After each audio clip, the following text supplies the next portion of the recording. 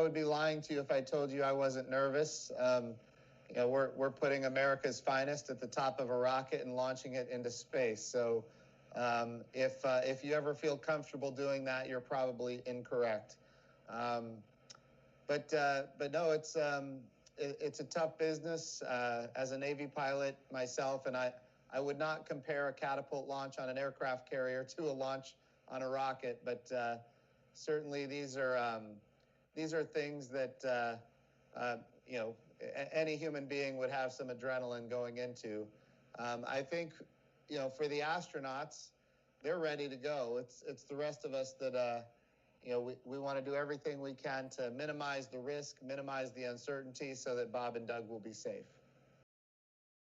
I hate to make comparisons, but I'll tell you there are moments in time when there is division and there is unity that comes from it. And I think the 1960s were a perfect example of division in our country.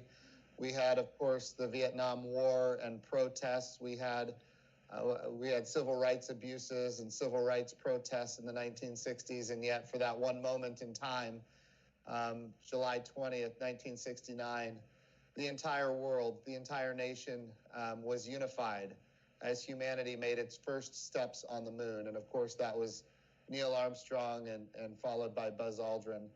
And we did 5 additional moon landings after that. And each time was just as exceptional as the previous time. So maybe there's an opportunity here for America to maybe pause and look up and see a bright, shiny moment of hope and what the future looks like, that the United States of America can do extraordinary things even in difficult times.